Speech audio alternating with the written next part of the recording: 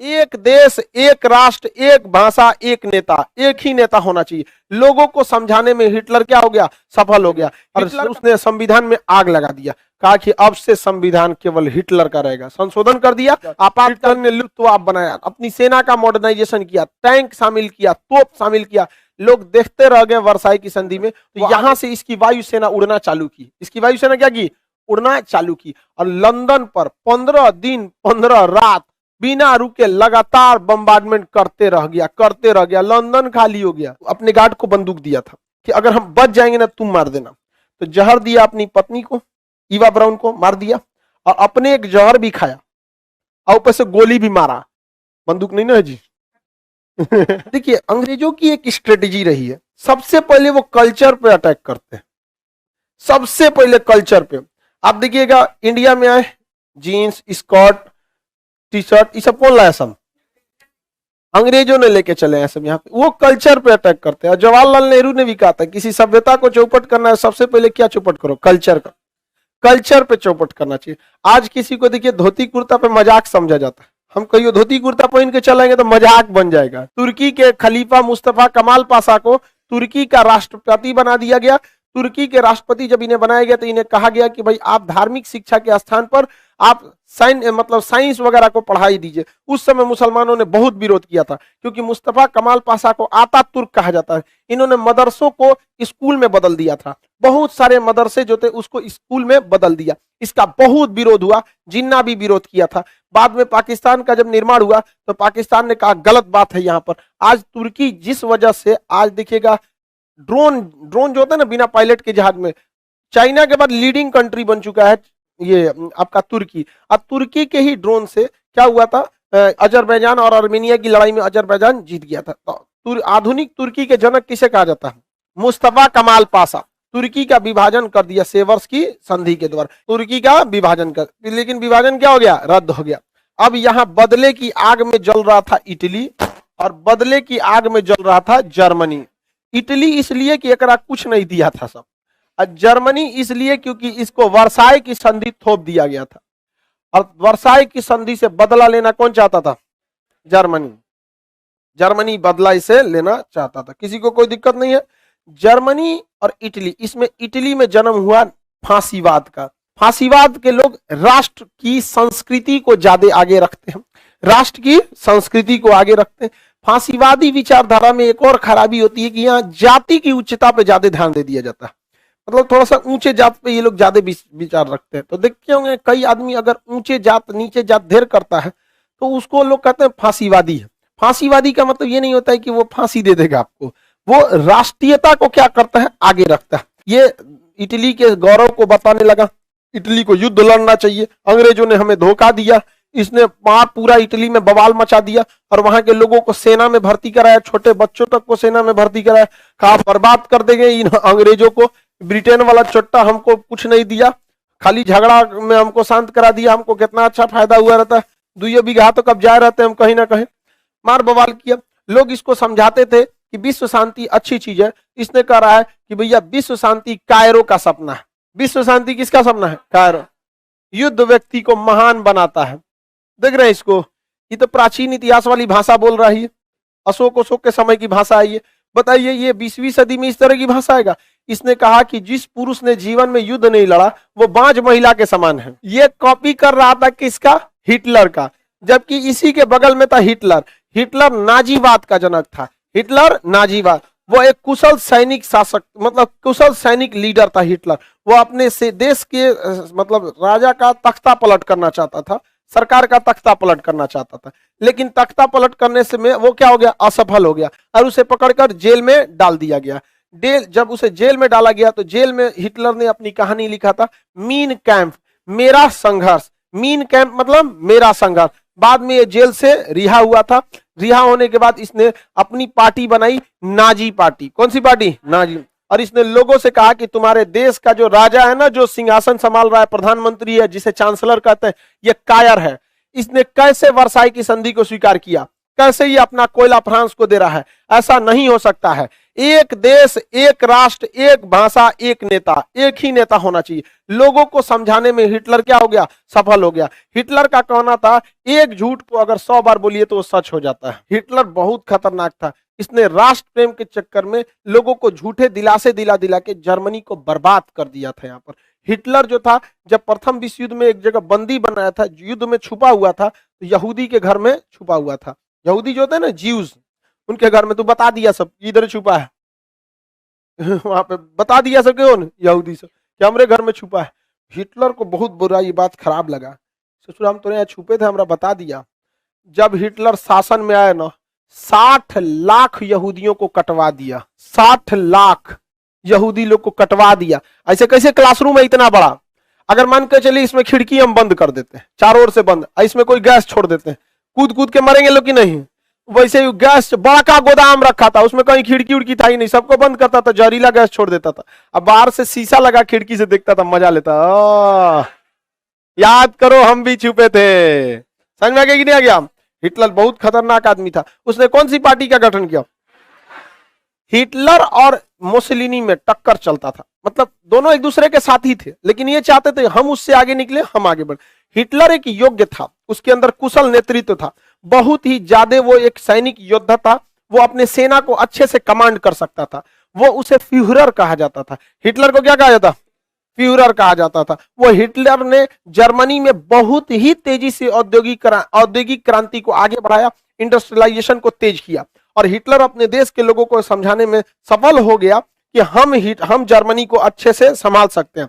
अचानक वहां इमरजेंसी लगा दिया गया, राष्ट्रपति को क्या कर दिया गया, हटा दिया गया, और उसने संविधान में आग लगा दिया। कहा कि अब से संविधान केवल हिटलर का रहेगा। संशोधन कर दिया। आपातकाल की व्यवस्था हम कहां से लाए हैं, जर्मनी से। आपातकाल में सरकार आपकी राजा का रूप ले लेती है। जर्मनी में उसने आपातकाल को क्या कर दिया, लागू कर दिया। वर्साई की संधि में कहा गया था कि जर्मनी की सेना 1 लाख से ज्यादा नहीं होगी, इसने 1 लाख से ज्यादा सेना बना दिया। इसने कहा था कि वायुसेना नहीं रहेगी, इसने तगड़ा वायुसेना बनाया। इसकी वायुसेना का लुफ्तवाफ कहा गया। क्या कहा गया, लुफ्तवाफ कहा गया। इसकी वायुसेना क्या कहा गया, लुफ्तवाफ। और हजारों की सेना में इसने वायुसेना बना लिया, और पायलटों की बहुत भर्ती किया। हमेशा एक जहाज 10 पायलट रखता था, ताकि कोई एक जख्मी हो गया, तबीयत खराब हो गया, स्वास्थ्य सही नहीं है, तो जहाज नहीं रुकना चाहिए। इसके पास जहाज और पायलट की कोई कमी नहीं। लुफ्तवाफ कहां के एयरफोर्स को कहा जाता है, जर्मनी की। हिटलर ने लुफ्तवाफ बनाया, अपनी सेना का मॉडर्नाइजेशन किया, टैंक शामिल किया, तोप शामिल किया। लोग देखते रह गए। वर्साई की संधि में वो आगे बढ़ता जा रहा था, बढ़ता जा रहा था। इसने पनडुब्बियों को बनाया, पानी के अंदर चलती है पनडुब्बी, जिसे उसने यू बोट्स कहा था। सबमरीन को क्या बोला, यू बोट्स। सबमरीन को क्या कहा, यू बोट्स। ये पानी के अंदर चलती थी और दुश्मन के जहाज को मार देती थी सब। जर्मनी की ये सबसे बड़ी ताकत थी, ये उसकी पानी में उतरने वाली पनडुब्बियां, और ये दुश्मन के किसी भी जहाज को डुबा देती थी। हिटलर अब पूरी तरह से तैयार था युद्ध लड़ने के लिए। अब उसने सबसे पहले कहा कि अब निपटाना किधर से है। उस ससुरा सोचा कि सबको कब्जा करेंगे। क्या करेंगे, सबको कब्जा करेंगे। उसने एक दिन में मारा फ्रांस पर कब्जा कर लिया, और वहां के राजा को पकड़ के वहां के और ट्रेन में बैठा के साइन कराया था, लिख कि हम क्या हैं, फ्रांस पर किसका कब्जा हो गया, जर्मनी का कब्जा हो गया। और ले गया इनको, जानते हैं कहां, उसी वर्साई के महल में, जहां वर्साई की संधि की गई। वर्साई की संधि में ले गया इनको, पकड़ के बैठाया, कहा कि लिख जितना कोयला ले गया है 10% ब्याज जोड़ के वापस करेगा। जितना तुमको मारने में खर्चा लगा है फ्रांस वापस देगा। पूरा वर्साई की संधि का बदला लिया कौन, हिटलर। और जब मारा इनको न, तो इनको बचाने आया था इंग्लैंड। इंग्लैंड की सेना को यहाँ नारमंडी नामक जगह पे घेर लिया। अब चारों ओर से थी क्या चीज, ब्रिटेन की, जर्मनी की सेना। अब बीच में बचाने आई थी कौन, इंग्लैंड की सेना। वो नारमंडी नामक जगह पे क्या हो गए थे, घिर गए थे। नारमंडी नामक जगह पे क्या हो गए, घिर गए थे। और यहाँ पर इंग्लैंड को हालत खराब हो गया। उसके वहां लगभग 50,000 सोल्जर फंसे हुए थे, इनको निकालना नामुमकिन हो गया था। अब इंग्लैंड क्या करे यहाँ पर, और यहां से जर्मनी की वायुसेना लगातार इस पर क्या कर रही थी, हमला। अब तक ये केवल नॉर्मल ही चल रहा था। जर्मनी ने सोचा था कि हम लोग इस पे कब्जा कर लेंगे, फ्रांस किस पर, ब्रिटेन पर। तो यहां से इसकी वायुसेना उड़ना चालू की। इसकी वायुसेना क्या की, उड़ना चालू की, और लंदन पर 15 दिन 15 रात बिना रुके लगातार बम्बार्डमेंट करते रह गया। लंदन खाली हो गया, इतना बम मारा जिसका कोई हद नहीं। इंग्लैंड, लेकिन यहाँ एक तो गलती हो गया था, समझिए क्या। इधर इंग्लैंड की वायुसेना जर्मनी में बम गिराती थी, जर्मनी की वायुसेना इंग्लैंड में बम गिराती थी। जर्मनी के पास पायलट्स ज्यादा थे, दोनों के पास जहाज सेम थे, लेकिन ब्रिटेन के पास पायलट कम थे। इसके पास पायलट ज्यादा थे, जहाज दोनों के पास जहाज सेम थे, उसके पायलट कम थे। इसके पायलट एक आराम करता था, दूसरा उठता था, दूसरा हमेशा बम गिराते रहता था, उसके पायलट कम था। द्वितीय विश्व युद्ध में एक एक पायलट बिना सोए 2-2 दिन तक जहाज उड़ाया है। ब्रिटेन की सेना इतनी परेशान थी, ब्रिटेन की फौज, उसके पास वायुसेना थी ही नहीं। यही वजह है कि जब लिनिथगो द्वितीय विश्व युद्ध में कहा था कि हम हेलीकॉप्टर से क्या करेंगे, गोली चलवाएंगे, तो गांधी जी कहते करो या मरो। गांधी जी को पता तोरा लगे पायलट है ना, लंदन बचेला कहते तुम यहाँ आके मारेगा हमको। 1942 में जो बम्बार्डमेंट किया हिटलर, इन लोग को तबाह करके रख दिया था। हिटलर जब यहाँ बम्बार्डमेंट करना चालू किया तो एक गलती हो गई हिटलर से। हिटलर ने कुछ रेसिडेंशियल एरिया जहां पर मतलब फौज नहीं रहती, आम पब्लिक रहती है, वहां बम गिरा दिया, जिससे इंग्लैंड की वायुसेना आके हिटलर के रेसिडेंशियल एरिया में क्या कर दी, बम गिरा दी। अब हिटलर गुस्सिया गया और आदेश दिया कि पूरे लंदन को उड़ा दो, तो लंदन को उड़ाने लगा सब इसकी वायुसेना। इस बीच ब्रिटेन की एयरफोर्स को आराम करने का मौका मिल गया। उसने कह दिया पब्लिक को कि अंडरग्राउंड भाग जाओ, और ये 3 दिन तक ब्रिटेन की वायुसेना आराम से सोई, इंतजार की, क्योंकि वो वायुसेना पे हमला नहीं कर रहा था, अब लंदन पे हमला कर रहा था। तो इसकी वायुसेना आराम करने लगी, और जो आराम करके लौटी ना, तब आधा रास्ता लौटते लौटते हिटलर की वायुसेना को खत्म कर दी। ये हिटलर को पहला झटका लग गया। यहाँ पर इधर फ्रांस तो बर्बाद हो गया था, इधर इटली का डोमिटो मुसोलिनी खुश हो रहा था। युद्ध व्यक्ति को महान बनाता है, मारो, हमला करो, इस ससुरा लड़ा दिया इसमें जहां तहां। यहाँ पर डोमिटो मुसोलिनी की जनता जानती थी ये हिटलर नहीं है, हिटलर को देखा देखी ये होशियार बन रहा है। इसकी देश की जनता इसी को दौड़ा दी, किसको, मुसोलिनी को। ये बेचारा भागने लगा, हमरा का दौड़ा रहा है रे, युद्ध करने के लिए बोले तो हमरे से करेगा, और घींच के इसको तमाचा मार के मार डाली। डोमिटो मुसोलिनी को कोई विदेशी नहीं मारा है, उसी की देश की जनता उसको तमाचा मार के क्या कर दिए, मार दिए। हिटलर बैल था, यहाँ वो चाहता था रूस पर हमला करना। अब रूस इतना बड़ा है जिसका कोई हद नहीं, और हिटलर को पता था कि ठंड के दिन तक मॉस्को अगर कब्जा नहीं हुआ तो इतना ठंड पड़ेगा कि मॉस्को में कोई लड़ नहीं सकता। तो इसने सोचा कि मॉस्को जाएंगे तो इसे थोड़ा इधर भाग जाएगा, ठंडी से पहले हमला हो नहीं पाएगा, तो सोचा कि इनको इधर बुलाते हैं। तो हिटलर ने कहा कि देखो इधर आओ, रूस इधर आओ, हम हमला करने जा रहे हैं पोलैंड पर। इसने पहले ही पोलैंड पर क्या कर दिया था, हमला कर दिया।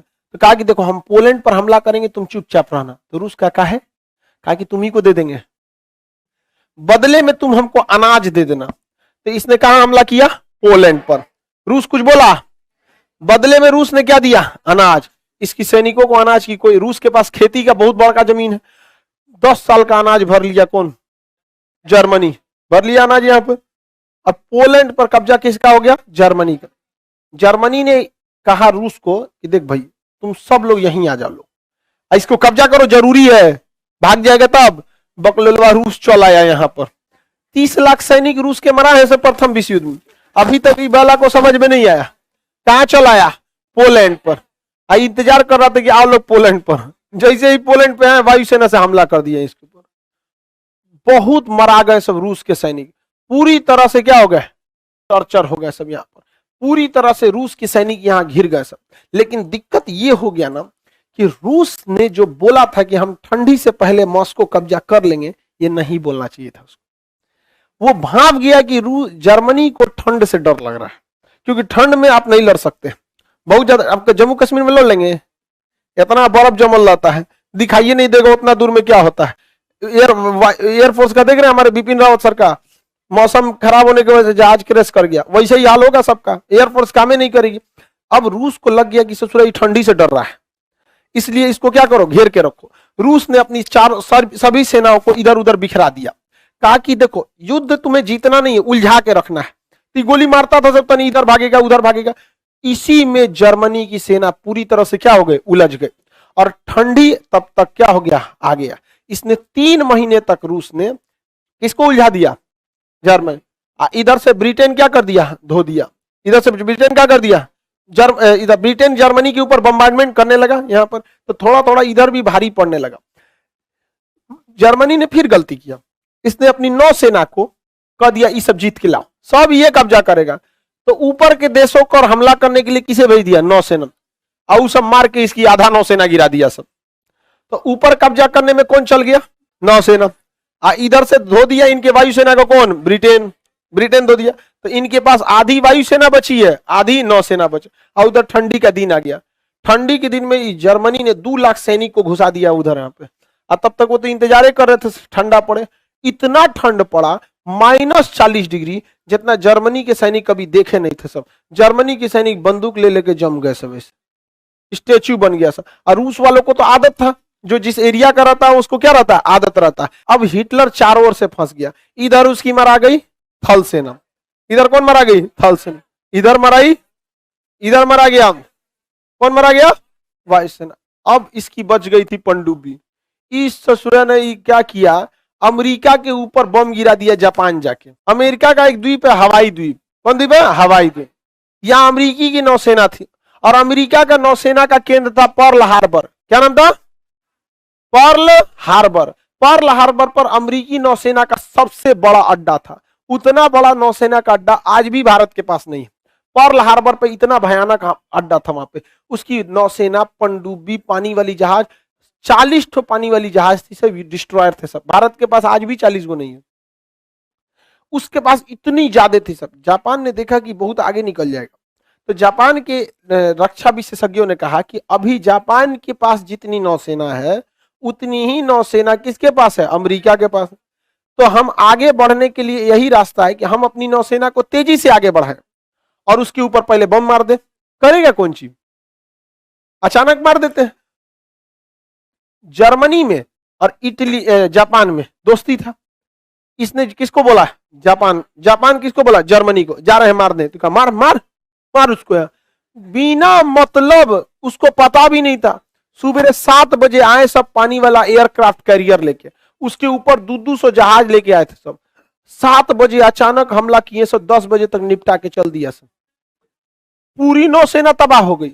उसकी नौसेना को इन्होंने 20 साल पीछे ढकेल दिया था। अमेरिका तबाह हो गया। कहा काहे मारा है? क्या कर लोगे तुम? सीधे बोला था। हिरोहितो जो यहाँ के राजा थे, यहाँ पे जापान के, उनसे जब मीडिया ने पूछा कि आपने अमेरिका पर हमला कर दिया, अमेरिका ने कहा कि हम इसका बहुत कड़ा जवाब देंगे, तो उन्होंने कहा I doesn't consider America an important country. हम अमेरिका को इतना वैल्यू नहीं देते। जैसे भारत पे श्रीलंका हमला करके चल जाए, कैसे श्रीलंका का है भारत पे कि हम बर्बाद कर देंगे, तो भारत के ऐसे लात चला देंगे, खत्म हो जाएगा। सोचिए इतना खतरनाक था। लेकिन दिन खराब था किसका? हिटलर का। इसकी थल सेना कहां फंस गई? नौसेना फंस गई ऊपर, वायुसेना फंस गई ब्रिटेन में। और जापान ने दुश्मनी ले लिया किससे? अमेरिका से। तो अमेरिका जापान को मारने से पहले उसके सहयोगियों को मारेगा कि नहीं मारेगा? अब युद्ध में कौन कूद गया? अमेरिका। कौन कूद गया? अमेरिका। अब जर्मनी पर इधर से हमला चालू हो गया, ऊपर से हमला चालू हुआ, और इधर से बौखलाई रूस की आर्मी इधर से चल दी यहां पर। अब बीच में कौन घेरा गया? प्रतिदिन जर्मनी घिरता जा रहा था, घिरता जा रहा था। और इस पूरे एरिया पर किसका कब्जा हो रहा था? जापान का। जापान का कहना था इस सब कब्जा कर लेंगे। लेकिन इस बीच अमेरिका ससुरा परमाणु बम बना लिया। किस्मत देखिए उसका। अमेरिका क्या बना लिया? परमाणु बम। ले आके पटक दिया नागासाकी और हिरोशिमा। इतना भयानक बम्बार्डमेंट हुआ। पहला लिटिल बॉय और दूसरा, ये तो आपको केमिस्ट्री में पढ़ाए थे। 6 अगस्त 1945 को लिटिल बॉय, 9 अगस्त 1945 को फैटमैन। जापान सरेंडर कर गया। इतनी बुरी मौत हुई थी वहां पर, आम लोगों की मौत हुई थी। और इसने कहा था कि अगला मारेंगे 15 अगस्त को, अगला मारेंगे 15 अगस्त। हम लोग को आजादी इसीलिए 15 अगस्त को डेट दिया था, क्योंकि उस दिन अंग्रेजों की जीत हुई थी। 15 अगस्त को जापान ने क्या कर दिया? सरेंडर कर दिया। इसलिए आप खुद सोचिए, हम लोग का जो स्वतंत्रता दिवस, हम लोग का जो ये विधेयक जो था ब्रिटेन के संसद में 4 जुलाई को रखा गया था। 18 जुलाई को ब्रिटेन की संसद ने पास कर दिया। 18 जुलाई को स्वतंत्र काहे नहीं किया? 15 अगस्त को किया, क्योंकि उस दिन अंग्रेजों की क्या थी? जीत। उस दिन खुशी का दिन था। और उस दिन भारत को आजाद करते सब, तो थोड़ा सा चल जाता है कि भाई पूरी दुनिया पे जीते थे द्वितीय विश्व युद्ध, भारत को आजाद कर दिए, तो क्या दिक्कत है? नहीं समझे? कभी खुशी कभी गम वाला हो जाएगा। नहीं तो अगर किसी और दिन आजाद करते सब, तो उस दिन वो केवल शोक मनाते सब। तो बड़े सुख के समय क्या हो जाता है, छोटा चीज रुक जाता है। कुछ ने सुसाइड कर लिया क्योंकि उनको पता था कि ससुरा पकड़ाएंगे तो बड़ी बुरा मारेगा। और रूस की सेना जर्मनी में घुस गई, बर्लिन के अंदर, और बंकर तक पहुंच गई जहां कौन था, हिटलर। हिटलर की जो प्रेमिका थी ईवा ब्राउन, उससे कहा कि चलो अब शादी कर लेते हैं।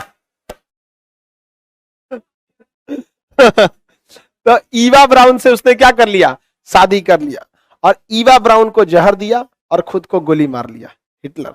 और अपने गार्ड को कहा था कि, अपने गार्ड को बंदूक दिया था कि अगर हम बच जाएंगे ना तुम मार देना। तो जहर दिया अपनी पत्नी को, ईवा ब्राउन को मार दिया, और अपने एक जहर भी खाया और ऊपर से गोली भी मारा। बंदूक नहीं ना है जी।